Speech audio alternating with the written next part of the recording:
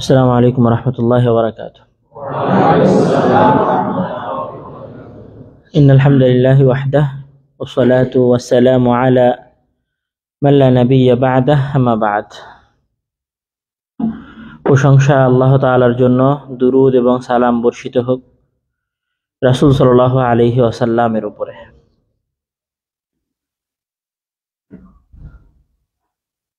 সাল্লাল্লাহু আলাইহি ওয়াসাল্লাম।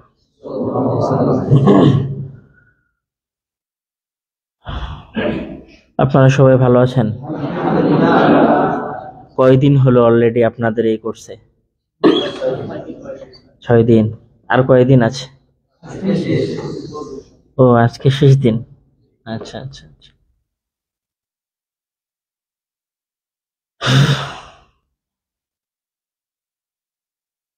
ছয় দিনে কিছু শিখলেন বলে মনে হচ্ছে আপনাদের?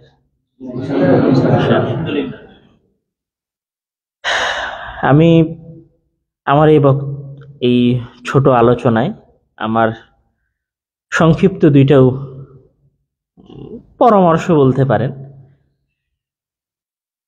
তার মধ্যে প্রথমটা হচ্ছে যে আমরা আসলে এখানে সবাই দাওয়া ইলাল্লাহর উদ্যোগে সম্পূর্ণ অলাভজনক বা শুধু দ্বীনের জ্ঞান বিতরণের উদ্দেশ্যে আয়োজিত এই সাপ্তাহিক কোর্সে আমরা উপস্থিত হয়েছি মূলত কোরআনের জ্ঞান অর্জন করার জন্য বা কোরআন পড়া শেখার জন্য। আমি সেইখানকার একটা ফজিলত শুধু আপনাদের সামনে আমি পেশ করব। عن عقبة بن عامر رضي الله تعالى عنه قال خرج رسول الله صلى الله عليه وسلم ونحن في الصفة فقال أيكم يحب أن يغدو كل يوم إلى بطحان أو إلى العقيق فيأتي منه بناقتين كوماوين في غير إثم ولا قطيعة رحم فقلنا يا رسول الله صلى الله عليه وسلم نحب ذلك قال أفلا يغدو أحدكم إلى المسجد فيتعلم أو يقرأ آيتين من كتاب الله عز وجل خير له من ناقتين وثلاث خير من ثلاث وأربع خير من أربع। উকবা ইবনে আমির রাদিয়াল্লাহু তাআলা আনহু বলছেন যে রাসূল সাল্লাল্লাহু আলাইহি ওয়াসাল্লাম বের হলেন, আর এমত অবস্থায় আমরা সবাই সুফফায় ছিলাম। সুফফা মানে বুঝেন? মসজিদে নববীর একটা অংশে তৎকালীন সময়ের সবচেয়ে অসহায়, দরিদ্র, যাদের টাকা পয়সা কিচ্ছু নাই, রাসূল সাল্লাল্লাহু আলাইহি ওয়াসাল্লামের মসজিদে থাকেন আর দ্বীন অর্জন করেন, একদম দরিদ্র মানুষ যারা, তারা যে জায়গাটায় থাকে সেই জায়গাটাকে সুফফা, আর ওই সুফফার অংশ যারা বা যারা ওখানে থাকে তাদেরকে আহলুস সুফফা বলা হয়। তো এখানে প্রথম একটা জিনিস বোঝার আছে যে রাসূল সাল্লাল্লাহু আলাইহি ওয়াসাল্লাম তৎকালীন সময়ের সবচেয়ে দরিদ্র মানুষদের কাছে এসেছেন, মানে যারা দ্বীন মানতেছে আর সবচেয়ে দরিদ্র, মানে তাদের আসলে যাওয়ারও কোনো জায়গা নাই, তারা এতটাই দরিদ্র। তো সবচেয়ে দরিদ্র মানুষের সামনে রাসূল সাল্লাল্লাহু আলাইহি ওয়াসাল্লাম কি বলছেন যে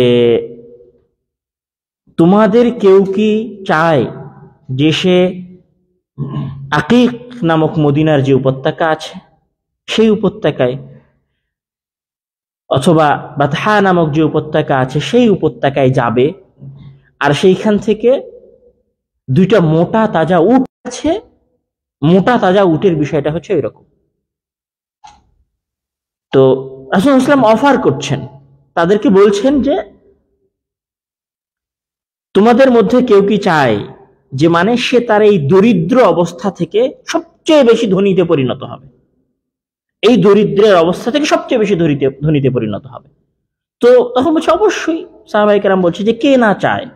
তখন রাসূল সাল্লাল্লাহু আলাইহি ওয়াসাল্লাম বলছেন যে তোমাদের মধ্যে কেউ যদি মসজিদে যায় ওয়ায়াতাআল্লামা আও ইয়াকরা আয়াতাইনি, মসজিদে যায় আর সেখানে গিয়ে দুইটা কোরআনের আয়াত শেখে, ফাহুয়া, সেই দুই আয়াত হচ্ছে ওই দুইটা মার্সিডিজ গাড়ি, দুইটা বিএমডাব্লিউ গাড়ির চাইতে বেশি মূল্যবান। যদি তিনটা আয়াত শেখে তাহলে ওই তিনটা আয়াত তিনটা মার্সিডিজ বিএমডাব্লিউ গাড়ির চাইতে বেশি মূল্যবান। ওয়া আরবাউন খায়রুম মিন আরবাইন, যদি চারটা আয়াত শেখে তাহলে চারটা আয়াত হচ্ছে চারটা বিএমডাব্লিউ গাড়ির চাইতে বেশি মূল্যবান। মানে আপনারা যদি এই দাওয়া ইলাল্লাহর এই কোর্স থেকে কিছুই না নিয়ে গিয়ে থাকেন, যদি কিছুই না খুঁজে পান যে আমি আসলে এখান থেকে কি শিখে গেলাম, তো মনে মনে এই পরিতৃপ্তিটা সাথে করে নিয়ে যাবেন, যদি ইখলাসের সাথে এখানে কিছু শেখার জন্য এসে থাকেন, যে আমি যদি এখানে একটা আয়াত শিখেছি তাহলে ওই একটা আয়াতের বিনিময়ে মহান আল্লাহ তাআলা জান্নাতে আপনার জন্য বাংলার বা পৃথিবীর বিএমডাব্লিউ গাড়ির চাইতেও ভালো কোনো কিছু প্রস্তুত করে রেখেছে। মানে এই বিশ্বাসটা আপনি নিয়ে যেতে পারেন। এই বিশ্বাসটা কেন নিয়ে যেতে পারেন? কেননা এই কথাটা রাসূল সাল্লাল্লাহু আলাইহি ওয়াসাল্লামের বলা। আর এখানে একটা কথা হয়তো একটু বাড়তি হয়ে যাবে, তারপর আমি বলি যে আমরা জানি যে ঈমানের কয়টা রুকুন আছে? 6টা রুকুন আছে। তার মধ্যে একটা রুকুন হচ্ছে যে ধরেন একটা হচ্ছে রাসূলের উপর বিশ্বাস স্থাপন করা, একটা হচ্ছে ফেরেশতার উপর বিশ্বাস স্থাপন করা। আসলে বিশ্বাস স্থাপন করা মানেটা কি? বিশ্বাস স্থাপন করা মানে সেটার রিয়ালিটি অনুভব করা। মানে যখন রাসূল সাল্লাল্লাহু আলাইহি ওয়াসাল্লাম বলছেন যে ফেরেশতাদের উপর বিশ্বাস স্থাপন করতে হবে, মানে আপনার এই ঘাড়ে একজন আছে যে আপনার হিসাব লিখছে, এটা আপনাকে এইভাবে বিশ্বাস করা, হ্যাঁ আমি দেখতে পাচ্ছি। মানে আল্লাহর কসম করে বলছি যে আমি যা কথা বলছি আমার প্রত্যেকটা কথা কি করা হচ্ছে? নোট করা হচ্ছে, লেখা হচ্ছে। মানে এইটা একদম রিয়েল ভাবে বিশ্বাস করাটা কিন্তু বিশ্বাস করা। তো রাসূলের উপর বিশ্বাস করা মানে কি? যে রাসূল যে কথাগুলো বলে গেছেন সেই কথাগুলোকে কোনো কাল্পনিক বা কোনো দূরের বিষয় না মনে করে বাস্তবে বিশ্বাস করা। মানে রাসূল যদি বলে থাকেন যে দুইটা বিএমডাব্লিউ গাড়ির চাইতে বেশি মূল্যবান এবং বেশি উত্তম কিছু আপনাকে দেওয়া হবে, তাহলে আল্লাহর কসম, আল্লাহে আপনি যদি দাওয়া ইলাল্লাহর এই প্রোগ্রামে একটা আয়াত শিখে থাকেন, ফালাকা ফিল জান্নাতি, আপনার জন্য জান্নাতে একটা বিএমডাব্লিউ গাড়ির চেয়ে দামি গাড়ি আছে। এই বিশ্বাসটা কিন্তু অনেক বড় কিছু। এই বিশ্বাসটাই আপনার আগামীর পথ চলার সহজতার কারণ হবে। আর আপনি যদি টালমাটাল থাকেন, যে আসলাম এক সপ্তাহ পরিবার ছেড়ে দিয়ে, কাজ ছেড়ে দিয়ে, ব্যবসা বাণিজ্য ছেড়ে দিয়ে, আমার তো মনে হলো দিন শেষে লস হলো, তাহলে আসলে আপনি এখান থেকে কিছু নিয়ে যেতে পারবেন না। আর মনের ভেতরে যদি প্রবল বিশ্বাস থাকে তাহলে সেটা আপনার জন্য অনেক কিছু। রাসূল সাল্লাল্লাহু আলাইহি ওয়াসাল্লামের আরেকটা হাদিস দিয়ে আমি আমার আলোচনা শেষের দিকে নিয়ে যাব। রাসূল সাল্লাল্লাহু আলাইহি ওয়াসাল্লাম বলছেন যে ওয়ামাজতামা কওমুন ফি বাইতিন মিন বুয়ুতিল্লাহ ওয়া ইয়াতাদারাসুনাহু বাইনাহুম, ইযা ইজতামা'a কওমুন ফি বাইতিন মিন বুয়ুতিল্লাহ ইয়াতলুনা কিতাবাল্লাহি ওয়া ইয়াতাদারাসুনাহু বাইনাহুম ইল্লা নাযালাত আলাইহিমুস সাকিনাহ ওয়া গাশিয়াতহুমুর রাহমাহ ওয়া হাফফাতহুমুল মালাইকাতু ওয়া যাকারাহুমুল্লাহু ফিমান ইনদাহু, রাওয়াহু মুসলিম। রাসূল সাল্লাল্লাহু আলাইহি ওয়াসাল্লাম বলছেন যে ইযা ইজতামা'a কওমুন, যখন আপনাদের মতো মানুষেরা একটা মসজিদে জমা হয়েছে, ওয়ায়াতলুনা কিতাবাল্লাহ, কেন জমা হয়েছে? আল্লাহর কোরআন তেলাওয়াত করার জন্য জমা হয়েছে। ওয়ায়াতাদারাসুনাহু বাইনাহুম, অথবা নিজেরা পড়ার জন্য, মানে শেখার জন্য। ইয়াতাদারাসুন শব্দটার অর্থ হচ্ছে আমি জানি না, আপনি আমাকে শিখিয়ে দিচ্ছেন, আর একজন জানে না, সে আপনাকে শিখিয়ে দিচ্ছে। এটা হচ্ছে ইয়াতাদারাসুনাহু বাইনাহুম। তো তারা মসজিদে জমা হয়েছে কোরআনের আয়াত তেলাওয়াত করার জন্য, ওয়ায়াতাদারাসুনাহু বাইনাহুম, এবং নিজেদের মাঝে কোরআনের সে আয়াত নিয়ে মুযাকারা করেছে, মানে শেখার চেষ্টা করেছে। তো তাদের উপর কি হয়েছে? বলছে নাযালাত আলাইহিমুস সাকিনাহ, তাদের উপর রহমত বর্ষণ করা হয়েছে। ওয়া গাশিয়াতহুমুর নাযালাত আলাইহিমুস সাকিনাহ, তাদের উপর প্রশান্তি বর্ষণ করা হয়েছে। ওয়া গাশিয়াতহুমুর রাহমাহ, তাদেরকে রহমত ঢেকে রেখেছে। ওয়া হাফফাতহুমুল মালাইকা, ফেরেশতারা তাদের পর দিয়ে তাদেরকে, আপনারা মুরগির বাচ্চার পর দিয়ে ঢাকা দেখেছেন? মুরগির বাচ্চা যেভাবে পর দিয়ে তার বাচ্চাদেরকে ঢেকে রাখে, আল্লাহর কসম করে বলছি, আমি ফেরেশতাদের উপর বিশ্বাস স্থাপন করি। আমি ফেরেশতারা যে সত্য এটা আমি মানি, এটা আমার ঈমানের অন্তর্ভুক্ত। তাই আমি এটাও বিশ্বাস করি, আমি না দেখতে পাইলেও আমি এটা বিশ্বাস করি যে এখানে ফেরেশতারা আছে এবং তার ডানা আপনাদের গায়ের উপর আছে। আমি এটা বিশ্বাস করি। আপনি হয়তো বিশ্বাস করেন, আপনি নাও করতে পারেন, কিন্তু আমি বিশ্বাস করি আপনাদেরকে ফেরেশতারা তাদের ডানা দিয়ে ঘিরে রেখেছে। হ্যাঁ, এটাই ঈমান, এটাই ঈমান। মানে আপনাকে এটা বাস্তবে অনুভব করতে হবে যে মানে ফেরেশতারা আপনাদেরকে ঢেকে রেখেছে, ফেরেশতারা আপনাদেরকে ঘিরে রেখেছে। তো বলছে হাফফাতহুমুল মালাইকা, যারা এরকম মসজিদে একত্রিত হয়, এরকম কোরআন পড়ার চেষ্টা করে, কোরআন শেখার চেষ্টা করে, তাদের মধ্যে নাযালাত আলাইহিমুস সাকিনাহ, গাশিয়াতহুমুর রাহমাহ, হাফফাতহুমুল মালাইকা। এখনো একটা অপশন বাকি আছে, সেটা হচ্ছে যে যাকারাহুমুল্লাহু ফিমান ইনদাহ, আর আল্লাহ তাআলা সপ্তম আসমানের উপরে তার আরশে থেকে তার সামনে যে সমস্ত ফেরেশতারা আছে তাদের সামনে আপনাদের প্রত্যেকের নাম উল্লেখ করে করে বলছে যে অমুক অমুক ব্যক্তি বাইতুল হাম জামে মসজিদে কোরআন শেখার জন্য একত্রিত হয়েছে। এমন হয় বুঝাতে পারছি না, মানে আসলে আমি আপনাদের হৃদয়টাকে আমার কথার সাথে কতটুকু কানেক্ট করতে পারছি সেটা আমি জানি না, কিন্তু এটা বাস্তব কথা। আপনার নাম আল্লাহ তাআলা ফেরেশতাদের সামনে আপনার কথা বলেছেন, উল্লেখ করেছেন। মানে এই জিনিসটাকে হয়তো, মানে আমি অপারগ, আমি মানুষ হিসেবে হয়তো এটা আমি আপনাকে বুঝাতে পারছি না, কিন্তু রাসূল সাল্লাল্লাহু আলাইহি ওয়াসাল্লাম বলছেন যে আল্লাহ তাআলা আপনাদের কথা ফেরেশতাদের সামনে উল্লেখ করেছে। লাস্ট আরেকটা হাদিস বলে আমি আমার আলোচনা শেষ করব। পরিচিত হাদিস, হয়তো শুরুর দিনগুলোতেও আপনারা শুনেছেন। মান সালাকা তরিকান ইয়ালতামিসু ফীহি ইলমান সাহালাল্লাহু লাহু বিহি তরিকান ইলাল জান্নাহ। তোমাদের মধ্যে যদি কোনো ব্যক্তি জ্ঞান অর্জনের চেষ্টা করে, দ্বীনের জ্ঞান অর্জনের চেষ্টা করে, সাহালাল্লাহু লাহু বিহি তরিকান ইলাল জান্নাহ, ওই চেষ্টার বিনিময়ে আল্লাহ তাআলা তার জান্নাতে যাওয়ার রাস্তা সহজ করে দেয়। আপনি এটা বিশ্বাস করেন, এই বিশ্বাস মনে, হৃদয়ে, আপনার অন্তরের মধ্যে জমা করে নিয়ে যান যে এক সপ্তাহে আপনি জান্নাতের একটু হলেও কাছে গেছেন, আর জাহান্নাম থেকে আপনার একটু হলেও দূরত্ব তৈরি হয়েছে। মানে আপনি যদি এই বিশ্বাস যদি আপনি এই দাওয়ার এই প্রোগ্রাম থেকে না নিয়ে যেতে পারেন, আপনি আসলে এখান থেকে যাওয়ার পরে আপনি এক সপ্তাহের যে রুটিন ছিল এই পুরো রুটিন ভায়োলেট হয়ে যাবে। আপনি দেখবেন এটার মধ্যে আপনি আর নাই। কিন্তু আপনি যদি বাস্তবেই অনুভব করে থাকেন যে আমার নাম আল্লাহ ফেরেশতাদের সামনে বলেছে, আমিও 7 দিন যখন ছিলাম তখন ফেরেশতারা আমাকে ঢেকে রেখেছিল, আচ্ছা আমিও 7 দিনের জ্ঞান অর্জন করার মাধ্যমে জান্নাতের কাছে গেছি, জাহান্নাম থেকে দূরে গেছি। এই বাস্তবতাটাকে আপনি যত বেশি, মানে এই রাসূল সাল্লাল্লাহু আলাইহি ওয়াসাল্লামের এই হাদিসগুলোকে আপনি যত বেশি বাস্তব মনে করবেন, আপনার তো এটার নেকি আছেই, আপনার আগামীর পথ চলাগুলো সহজ হবে।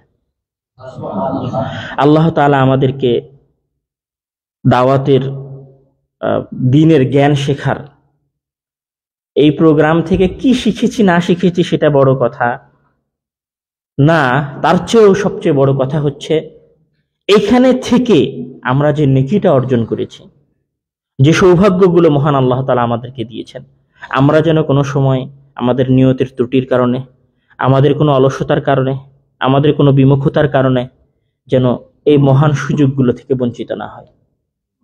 আল্লাহ তাআলা যেন আমাদেরকে রাসূল সাল্লাল্লাহু আলাইহি ওয়াসাল্লাম হাদিসের মধ্যে যে ওয়াদাগুলো করেছেন সেই ওয়াদাগুলোর সবগুলোই আমাদেরকে দেয়। লাস্ট একটা নসিহা করে আমি আমার আলোচনা শেষ করব। মহান আল্লাহ তাআলা যখন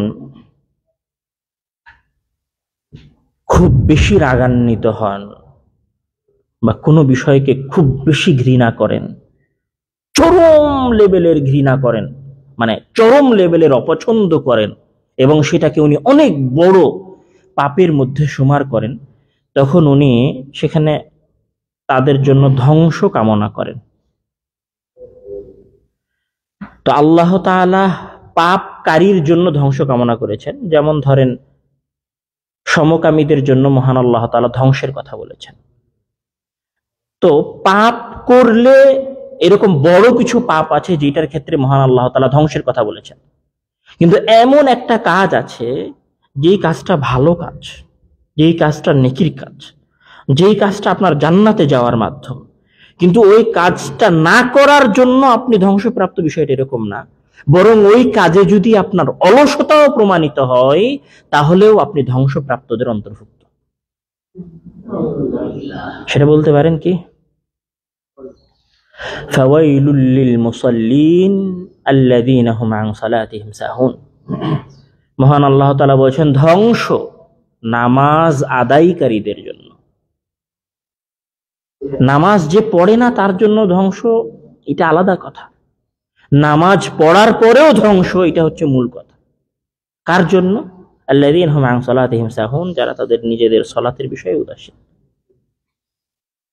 তো আমার এই দাওয়া ইলাল্লাহর এই পুরো কোর্সের সবচেয়ে গুরুত্বপূর্ণ এবং মূল একটাই নসিহা থাকবে, জীবনের যে কোনো জায়গায়, যে কোনো স্থানে, যে কোনো পরিবেশে এই 7 দিন যেভাবে নিয়ম মেনে সালাত আদায় করার আমরা চেষ্টা করেছি, এটা যেন সবসময় বলবৎ থাকে। আল্লাহ তাআলা আমাদেরকে দ্বীনের জন্য কবুল করুন। আল্লাহুম্মা আমিন। আখিরু দাওয়ানা আলহামদুলিল্লাহি রাব্বিল আলামিন। আসসালামু আলাইকুম ওয়া রাহমাতুল্লাহি ওয়া বারাকাতুহু।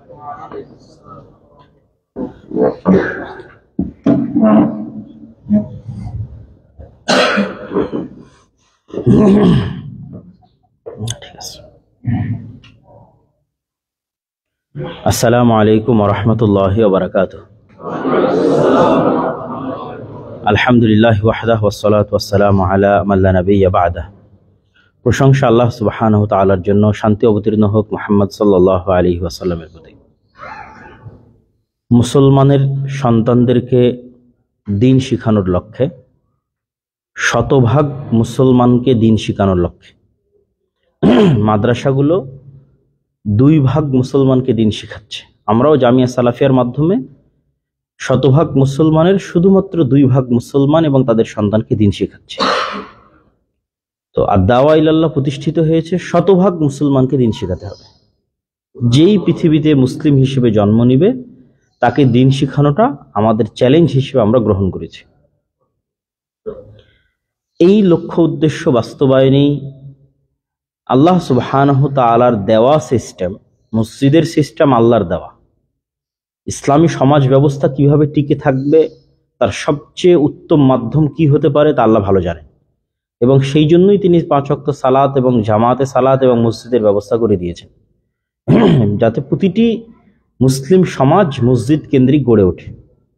এবং এই মসজিদ কেন্দ্রিক সাপ্তাহিক জুমার খুতবা সহ আরো বিভিন্ন কার্যক্রমের মাধ্যমে যেন তারা তাদের দ্বীনকে জীবিত রাখে। এবং এই মসজিদ ভিত্তিক দ্বীন শিক্ষা কার্যক্রমই যুগের পর যুগ আমাদের মধ্যে দ্বীনের শিক্ষা ধরে রেখেছে। যখন ব্রিটিশরা আমাদের এই দেশকে দখল করে, রাষ্ট্র ক্ষমতা আমাদের কাছ থেকে হারিয়ে যায়, তখন আমাদের কাছে ছিল শুধু আমাদের মসজিদ, যে মসজিদে বসে আমরা আমাদের সন্তানদের দ্বীন শিখাবো, মসজিদকে আঁকড়ে ধরে থাকবো এবং আমাদের সমাজকে আমরা মসজিদ কেন্দ্রিক গড়ে তুলব। তিতুমিরের আন্দোলন বলেন, হাজী শরীয়তুল্লাহর আন্দোলন বলেন, শাহ ইসমাইল শহীদের আন্দোলন বলেন, একটাই ছিল। এই আন্দোলনগুলো সব ব্রিটিশ বিরোধী আন্দোলনের অংশ, কিন্তু তাদের আন্দোলনগুলো ছিল মসজিদ কেন্দ্রিক, যে মসজিদগুলোকে আবাদ করতে হবে, মানুষকে দ্বীন শিখাতে হবে। তো আমরা যে নতুন কিছু করছি তা নয়, কিন্তু আমরা নতুন ভাবে শুরু করেছি এবং আলহামদুলিল্লাহ ইতিমধ্যে 400-র অধিক মসজিদে, এবং আজকের এই যে বিশাল সংখ্যা প্রায় 50-এর অধিক মসজিদ থেকে আপনারা আজকে এখানে উপস্থিত হয়েছেন। হয়তো এই গত কয়েকটা ট্রেনিং সহ এবং আজকে সহ আমাদের মক্তবের ট্রেনিং প্রাপ্ত শিক্ষকদের সংখ্যা আমার আইডিয়া যে 500 ছুঁয়ে গেছে। আলহামদুলিল্লাহ। এবং আমি বিশ্বাস করি এখান থেকে যারা ট্রেনিং নিয়ে গেছে তারা আন্তরিকভাবে যদি পাঠ দান করে থাকে তো অবশ্যই পূর্বের চাইতে ভালো পাঠ দান করতেছে। এটা আমাদের শতভাগ আত্মবিশ্বাস এবং এটা আমরা কিছু প্রমাণও পেয়েছি। আমাদের শিক্ষকদের মধ্যে যারা খুবই আন্তরিক, সাথে সাথে এখান থেকে গিয়ে আমাদের সিলেবাস বাস্তবায়ন করেছে এবং এটাকে অন্তর থেকে গ্রহণ করে নিয়েছে, গ্রহণ করে নিয়ে এই সিলেবাসের আলোকে পড়াচ্ছে, তারা আমাদের যে জাতীয় বক্তব্য প্রতিযোগিতা আছে সেখানে তাদের ছাত্রছাত্রীরা খুব ভালো পারফরমেন্স করেছে। এবং তাদেরকে উৎসাহ দেওয়ার জন্য এই জাতীয় বক্তব্য প্রতিযোগিতায় শিক্ষকদের জন্য বড় ধরনের সংখ্যার হাদিয়া বা পুরস্কার ঘোষণা করা ছিল। এবং এই প্রতিযোগিতা আমাদের প্রতি বছর চলবে ইনশাল্লাহ। তো আপনারাও এখান থেকে গিয়ে মনস্থির করবেন যেন আপনাদের এই 7 দিনের এই প্রশিক্ষণ ভালোভাবে কাজে লাগে। এই জন্য এই সিলেবাসটা আপনারা দ্রুত আপনাদের বক্তব্যে বাস্তবায়ন করবেন। বাস্তবায়ন করো তো এই সিলেবাসের উপর পাঠদান করবেন এবং পরবর্তী পুরস্কারের প্রতিযোগিতার ঘোষণার জন্য প্রস্তুতি নেবেন এবং আপনাদের ছাত্রছাত্রীদের প্রস্তুত করাবেন। এবং আমরা এবার শুধু একজনকে ওমরায় পাঠিয়েছি, তার সাথে তার একজন অভিভাবক। আমাদের ইচ্ছা আছে আমরা এই সংখ্যাটা বাড়াতে চাই, যে যদি 3 জন ফার্স্ট সেকেন্ড থার্ড হয় তো সেই ফার্স্ট সেকেন্ড থার্ডের শুধু অভিভাবক নয়, শিক্ষক সহ যেন ওমরার ব্যবস্থা করতে পারি, এটা আমাদের ইচ্ছা ইনশাআল্লাহ। এবং আমরা বিশ্বাস করি আমরা সফল হব ইনশাআল্লাহ। সুতরাং এইখানে যে প্রশিক্ষণটা দিলেন এটিকে আপনারা গুরুত্ব দিবেন। দ্বিতীয়ত, মসজিদের এবং মসজিদের ইমামের আরো কিছু দায়িত্ব আছে, যে দায়িত্বগুলো পালন না করার কারণে আমরা মুসলিম উম্মাহ রাজনৈতিকভাবে বা রাষ্ট্রীয়ভাবে পিছিয়ে আছি। রাজনীতি বা রাষ্ট্র মানেই ভোটের রাজনীতি, এটি হচ্ছে পাশ্চাত্যদের আমদানি করা কালচার এবং সংস্কৃতি, যা তারা আমাদের মাথার মধ্যে ঢুকিয়ে দিয়েছে।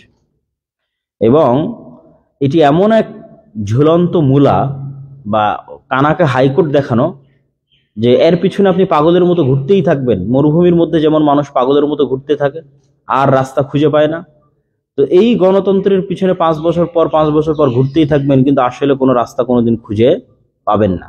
রাস্তা বলতে আমি রাষ্ট্র ক্ষমতা ইসলামের কথা বলতেছি। কিন্তু এই ধোঁকা থেকে মুসলিম উম্মাহ বের হতে পারছে না। এবং আমরা যখন এটির বিষয়ে কথা বলি তখন আমাদের কাছে পাল্টা প্রশ্ন আসে, তাহলে আপনারা কি করছেন? আপনারা কিভাবে, তাহলে আপনারা কি রাষ্ট্রে ইসলামকে দেখতে চান না? আমরা যে রাষ্ট্রে ইসলামকে দেখতে চাই তার সবচেয়ে বড় স্ট্যান্ড তো এটি যে আমরা ওই সমস্ত মতবাদ এবং তন্ত্র মন্ত্রের বিরোধী, যেই সমস্ত মতবাদ ও তন্ত্র মন্ত্রের জন্মই হয়েছে যেন ইসলামী খেলাফা প্রতিষ্ঠিত না হয়। গণতন্ত্রকে জন্মই দেওয়া হয়েছে যেন ইসলাম রাষ্ট্র ক্ষমতায় যেতে না পারে। সমাজতন্ত্র প্রতিষ্ঠাই হয়েছে যেন ইসলাম যেতে না পারে। ধর্মনিরপেক্ষ মতবাদকে প্রতিষ্ঠা করাই হয় ইসলামের বিরোধিতার জন্য। তাহলে আমরা ধর্মনিরপেক্ষ মতবাদ, গণতন্ত্র, সমাজতন্ত্র ইত্যাদি কুফরি মতবাদকে অস্বীকার করি, ইত্যাদি কুফরি মতবাদের আমরা কুফরি করি, এই সমস্ত মতবাদের উপর আমরা ঈমান আনয়ন করি না। এটি সবচেয়ে বড় প্রমাণ যে আমরা রাষ্ট্রে কাকে দেখতে চাই? একমাত্র ইসলামকে দেখতে চাই। রাষ্ট্র ক্ষমতায় নিরঙ্কুশভাবে এবং স্থায়ীভাবে আমরা ইসলামকে দেখতে চাই। তো সেক্ষেত্রে আমাদের করণীয় কি? আমি গত কয়েকদিন যত জায়গায় আলোচনা করেছি সব জায়গায় তুলে ধরার চেষ্টা করেছি। আপনারাও যেহেতু মসজিদের ইমাম, এখানে আপনাদেরও কিছু ভূমিকা আছে এবং সেই ভূমিকাগুলো আপনাদের পালন করতে হবে। সারমর্ম যদি সেগুলোর আমি তুলে ধরি, ব্যাপক দাওয়াতি কাজ করা। তো কেন দাওয়াতি কাজের কথা আমরা বারবার বলি? আল্লাহ যখন যে নবী পাঠিয়েছেন সে নবীকে কি কাজের জন্য পাঠিয়েছেন? কোন নবী আপনি দেখাতে পারবেন যে নবী ডাইরেক্ট অস্ত্র উঠিয়ে গিয়ে হত্যা করে দিয়েছে? হ্যাঁ, মুসা আলাইহিস সালাতু ওয়াস সালাম যে লাঠি ছিল সেই লাঠি দিয়ে প্রথম দিনই ফিরআউনকে হত্যা করে দিতে পারতেন, তাই না? আর নূহ আলাইহিস সালামের 900 বছর দাওয়াত দেওয়ার কি দরকার? ধ্বংস কামনা করলেই তো হয়। এটা আল্লাহ সুবহানাহু ওয়া তাআলার স্ট্র্যাটেজি নয়। বরং আল্লাহ যখন যে যুগে যে অবস্থার উপর নবী পাঠিয়েছেন, নবীর প্রথম কাজ কি? দাওয়াত দেওয়া। এই জন্য দাওয়াতি কাজের কোনো বিকল্প নেই। আমরা চলে যাবো, আমাদের পরের প্রজন্ম আসবে, তার পরের প্রজন্ম আসবে, প্রথম কাজ কি হবে? দাওয়াত দেওয়া। কিন্তু আমরা একটা জিনিসে পিছিয়ে আছি, নবীরা সবসময় পাওয়ারের কেন্দ্রে বিন্দুতে দাওয়াত দিতে গেছে। ক্ষমতা যেখানে কেন্দ্রীভূত হয়ে আছে সেখানে দাওয়াত দিয়েছে। তো আমরা সেই মূলনীতি থেকে পিছিয়ে সরে গেছি। আমাদেরকেও দাওয়াতি কাজে পাওয়ারকে টার্গেট করতে হবে, কিন্তু আমাদের সেই আত্মবিশ্বাস, সেই আত্মমর্যাদা নাই। একটা ইমাম কেমনে সাহস করবে যে সেই স্থানীয় চেয়ারম্যানকে দাওয়াত দিবে?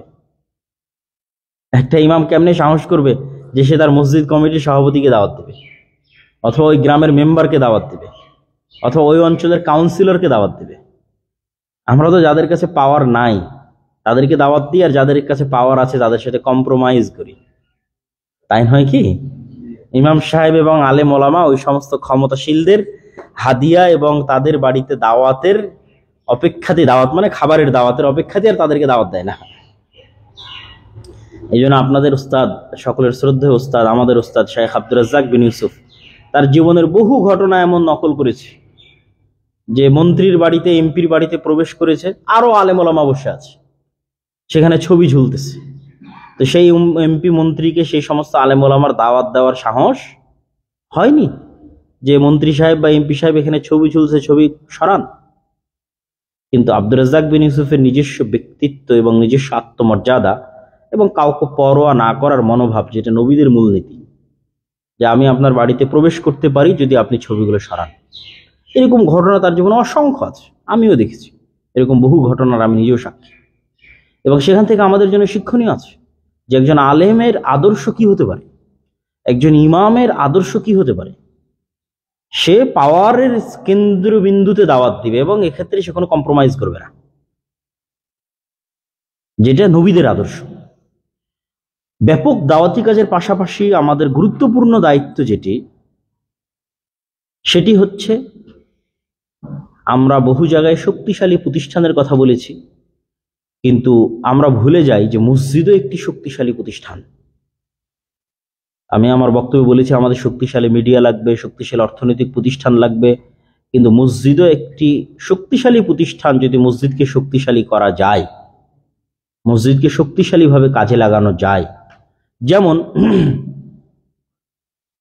সোশ্যাল জাস্টিস, সামাজিক ন্যায় বিচার, সোশ্যাল জাস্টিস প্রতিষ্ঠা করা একজন মসজিদের ইমাম এবং একজন মসজিদের মুয়াজ্জিনের জন্য খুব কঠিন কোনো কাজ নয়। অবশ্যই একজন মসজিদের ইমামের জন্য কঠিন কাজ যে সে আজকে বাংলাদেশের প্রধানমন্ত্রী, প্রধান উপদেষ্টা হয়ে যাবে।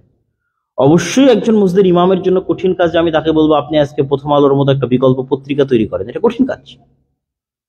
কিন্তু আমি যদি একজন মসজিদের ইমামকে বলি যে আপনি আপনার গ্রামে সোশ্যাল জাস্টিস প্রতিষ্ঠা করেন, সামাজিক ন্যায় বিচার প্রতিষ্ঠা করেন, এটা একজন মুসলিম ইমামের জন্য কঠিন কিছু না। এটার থেকে শাসন শুরু হয়। আমার বক্তব্যগুলো শুনে দেখবেন আমি বলেছি ন্যায়পরায়ণতা এবং সত্যবাদিতা হচ্ছে ইসলামী শাসন ব্যবস্থার মূল ভিত্তি, এবং মুসলমানেরা ন্যায়পরায়ণতা এবং সত্যবাদিতা থেকে দূরে সরে যাওয়ার জন্য মুসলমানেরা গোলাম হয়ে আছে। আমরা কালেমা দিয়ে, তাওহীদ দিয়ে জান্নাত যেতে পারবো, কিন্তু সত্যবাদী এবং ন্যায়পরায়ণ না হলে শাসন ক্ষমতায় যেতে পারবো না। তাহলে আপনি সত্যবাদী ন্যায়পরায়ণ কিভাবে হবেন? সত্যবাদী ন্যায়পরায়ণ হলেই আপনি সোশ্যাল জাস্টিস প্রতিষ্ঠা করতে পারবেন। সোশ্যাল জাস্টিস প্রতিষ্ঠা করতে গেলেই আপনি সত্যবাদী ন্যায়পরায়ণ হতে পারবেন। ধরেন আপনার মসজিদের ইমাম আপনার গ্রামেরই একটা বিষয়ে, আপনার গ্রামেরই চেয়ারম্যান এমন একটা সালিশ করে দিচ্ছে যে সালিশটা অন্যায় সালিশ, আপনি সেখানে গিয়ে প্রোটেস্ট করেন যেটা অন্যায় হচ্ছে, এখানে ন্যায় বিচার প্রতিষ্ঠা করতে হবে। আপনার গ্রামেরই একটা মেয়ের বিবাহ হচ্ছে, কিন্তু বিবাহটা হচ্ছে ডিমান্ডের উপর ভিত্তি করে, তথা ছেলে পক্ষ পিতার কাছে, মেয়ের পিতার কাছে ডিমান্ড দাবি করতেছে, আপনি ইমাম চেয়ে চেয়ে দেখতেছেন, আপনি সেই বিয়ে পড়িয়ে দিচ্ছেন। তাহলে আপনি ইসলামের ন্যায় পরায়ণতা এবং সত্যবাদিতার যে মানদণ্ড সেটা লঙ্ঘন করতেছেন। আপনার সালাদ দিয়ে জান্নাতে চলে যেতে পারবেন, কিন্তু রাষ্ট্র ক্ষমতা আল্লাহ আপনাকে দিবে না।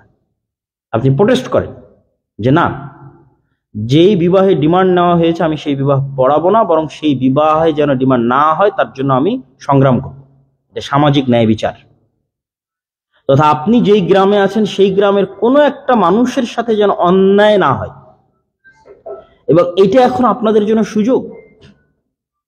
এটা যদি বাংলাদেশের কোনো একজন বড় কেউ যদি এটা অনুভব করতে পারতো যে এটির ক্ষমতা কতটুকু এবং এটির সফলতা কতটুকু, তাহলে আমাদের জন্য অনেক কিছু করা সহজ হয়ে যেত। কেননা গত 16 বছর গ্রাম পর্যন্ত দলকে বাস্তবায়ন করা হয়েছে, অথচ আমাদের বাপদাদাদের, আদি পিতাদের একটা ঐতিহ্য ছিল গ্রাম পঞ্চায়েত বা গ্রামের মুরব্বীরা গ্রামের বিষয়গুলো সালিশ করে দিত, বিচার করে দিত।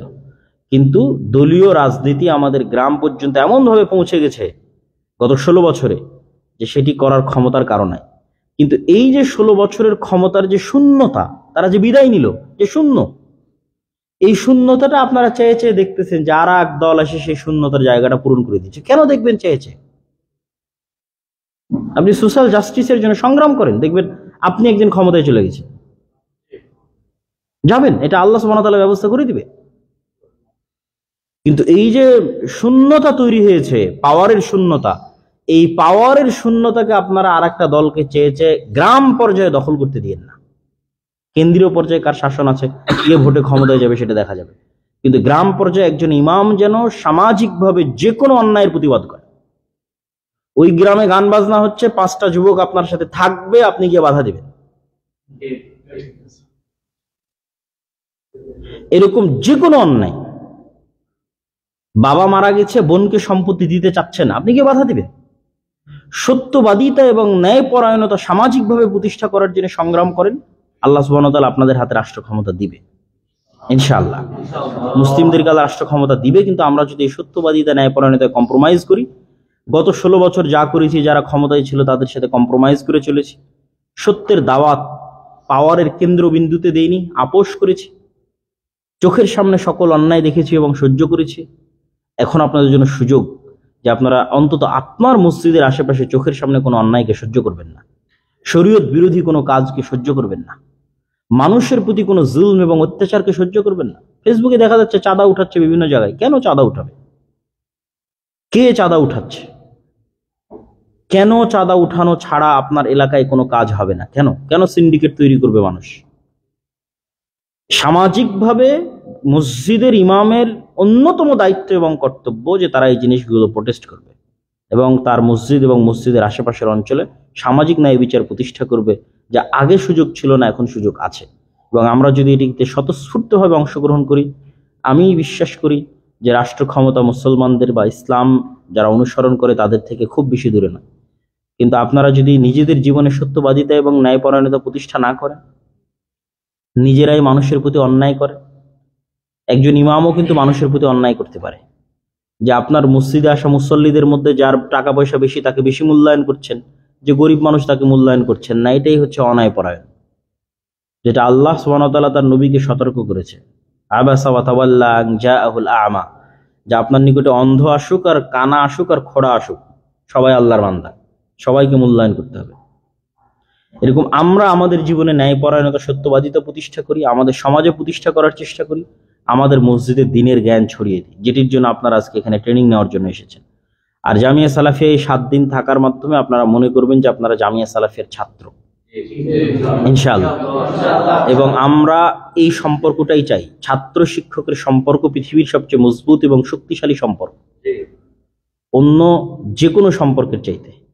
তো জামিয়া সালাফিয়ার শিক্ষকগণ বা আমরা যারা জামিয়া সালাফিয়ার পক্ষ থেকে এটির আয়োজন করেছি, আপনাদের সামনে আসছি, কথা বলছি, তাদের সাথে আপনাদের সম্পর্ক হবে ছাত্র শিক্ষকের সম্পর্ক। এটিকে সামনে রেখে জামিয়া সালাফিয়ার যত কার্যক্রম আছে, যে কার্যক্রমগুলো আমরা দুনিয়াবি কোনো স্বার্থে করছি না, একমাত্র আল্লাহর সন্তুষ্টির জন্য, মুসলমানের সন্তানদের জন্য করছি, সেই কার্যক্রমগুলোর সাথে আপনাদেরকে শক্তিশালীভাবে যুক্ত হতে হবে ইনশাআল্লাহ। আপনি যদি শুনতে পান যে আপনার এলাকায় কোথাও আশেপাশে কোথাও সম্মেলন হচ্ছে আমাদের, সেখানে যাবেন। যদি শুনতে পান জামিয়া সালাফিয়া এই উদ্যোগটা গ্রহণ করেছে, সেই উদ্যোগের বিষয়ে মানুষকে সচেতন করবেন, মানুষকে আগ্রহী করে তুলবেন। সালাফি কনফারেন্সে মানুষজনকে নিয়ে আসবেন, যেমন আপনাদের দিনাজপুর, আমাদের রংপুর বিভাগীয় সালাফি কনফারেন্স 30 এবং 31 জানুয়ারি, সেখানে আপনারা আপনাদের গ্রামগঞ্জ থেকে মানুষজনকে নিয়ে যাবেন, স্বতঃস্ফূর্তভাবে অংশগ্রহণ করবেন। যদি সালাফি কনফারেন্সের কুপন থাকে তাহলে সেই কুপনগুলো নিয়ে যাওয়ার চেষ্টা করবেন। আমি জানি না দেওয়া হয়েছে কিনা, যদি দেওয়া না হয় তাহলে অবশ্যই কুপন দিবা তোমরা সালাফি কনফারেন্সের। আচ্ছা, তো সংগ্রহ করার চেষ্টা করবেন। তারপরে আল জামিয়া সালাফিয়ার যতগুলো কার্যক্রম চলতেছে, জামিয়া সালাফিয়া রূপগঞ্জ নারায়ণগঞ্জ, জামিয়া সালাফিয়া ডাঙ্গিপাড়া পবা রাজশাহী, জামিয়া সালাফিয়া তেঘরা বিরল দিনাজপুর, জামিয়া সালাফিয়া বরিশাল, এই সবগুলো শাখায় কোথায় কখন কি হচ্ছে এগুলো আমরা ফেসবুকে সবসময় আপডেট দিই। সেগুলো আপনারা আপনাদের জ্ঞাতার্থে রাখবেন এবং মানুষের মধ্যে প্রচার করবেন কল্যাণের আশায়, নেকির আশায়। এবং নিব্রাস ইসলামিক রিসার্চ ফাউন্ডেশনের অধীনে আরও যে গবেষণামূলক কার্যক্রমগুলো হয়, যেমন মাসিক আল এতেসাম পত্রিকা প্রকাশিত হয়, বিভিন্ন বই পুস্তকের অনুবাদ হয়, আমাদের লিখিত বই পুস্তকগুলো আছে। আপনারা আপনার এলাকায় অবশ্যই কিছু শিক্ষিত মানুষ আছে, প্রাইমারি স্কুল আছে, প্রাইমারি স্কুলের প্রিন্সিপাল আছে, হাই স্কুল আছে, কলেজ আছে, সেগুলো টিচারেরা আছে। এরকম শিক্ষার কেন্দ্রের জায়গাগুলোতে যদি আপনারা বাছাই বাছাই করে মানুষজনকে দিয়ে আসেন, প্রথম 5 মাস আপনি ফিরিয়ে দিলেন 5 কপি করে, দেখবেন যে ওর মধ্যে আপনার 5টা-10টা গ্রাহক বের হয়ে এসেছে, যে বলবে আমাকে প্রতি মাসে দিয়ে যান। কেননা এখনো কিছু মানুষ আছে যারা শিক্ষার সাথে জড়িত, পড়াশোনার সাথে জড়িত। আর মাসিক আল ইতিসাম হচ্ছে আমাদের সাথে মাসিক যোগাযোগ রক্ষার সবচেয়ে বড় মাধ্যম। আমরা নিয়মিত মাসিক আল ইতিসামে লিখি। তো এই ধরনের যতগুলো কার্যক্রম আমাদের এখান থেকে পরিচালিত হচ্ছে, যেমন কোরআন ও দিন শিক্ষা কোর্স আছে রমজানে, এটা বাস্তবায়ন হবে। কোরআন ও দিন শিক্ষা কোর্স এটা মসজিদের ইমামদের জন্য নয়, সাধারণ জেনারেল শিক্ষিত যুবক ভাইদের জন্য। তা আপনার গ্রামে এরকম কত যুবক আছে, পড়াশোনা করেছে, অনার্স মাস্টার্স পড়তেছে, দিন থেকে গাফেল। তো মানুষ তো ঠিকই 40 দিনের জন্য বের হয়ে যাচ্ছে, দিনের কিছুই শিখে না। তো এইখানে জামিয়া সালাফে এত সুন্দর ব্যবস্থাপনায় সে 20 দিন থাকবে, অবশ্যই দিনের কোনো না কোনো জ্ঞান অর্জন করে সে এখান থেকে যাবে। তো এই বিষয়গুলোকে আপনারা গুরুত্ব দিবেন। আল্লাহ সুবহানাহু ওয়া তাআলা আমাদেরকে এবং আপনাদেরকে আমাদের মৃত্যু পর্যন্ত ঈমানের উপর থেকে দাওয়াতি কাজ করার তৌফিক দান করুক, আল্লাহুম্মা আমিন। এবং আমরা যে জ্ঞান শিখেছি এই জ্ঞানকে মানুষের মধ্যে ছড়িয়ে দেওয়ার তৌফিক দান করুক, আল্লাহুম্মা আমিন। এবং পরবর্তীতে দাওয়াত আল্লাহর পক্ষ থেকে যে কোনো ধরনের যোগাযোগে আপনারা স্বতঃস্ফূর্তভাবে সাড়া দেওয়াকে নিজেদের আমানতদারিতা মনে করবেন ইনশাআল্লাহ। যেমন প্রতিযোগিতার জন্য আপনাদের কাছে লিখিত চিঠি গেল, এই চিঠিটাকে মনে করবেন এটা আমানত। আমরা যেমন 400টা মসজিদে চিঠি দিয়েছিলাম, কিছু মাশাআল্লাহ অনেক মসজিদে সাড়া পেয়েছি, কিছু কিছু মসজিদে আমরা সাড়া পাইনি, কিন্তু তারা আমাদের এখানে ট্রেনিং নিয়ে গেছে। তো এটি হচ্ছে আমাদের জন্য কষ্টদায়ক যে আপনারা এখান থেকে ট্রেনিং নিয়ে যাওয়ার পর এখান থেকে আপনাদের কাছে যে দিক নির্দেশনা যাবে সেটিকে আমানত মনে করে সেটিকে গুরুত্বের সাথে পালন করার চেষ্টা করবেন। আল্লাহ সুবহানাহু ওয়া তাআলা আমাদের সকলকে কবুল করুক, আল্লাহুম্মা আমিন। এই বলে আমি আমার সংক্ষিপ্ত বক্তব্য এখানেই শেষ করছি।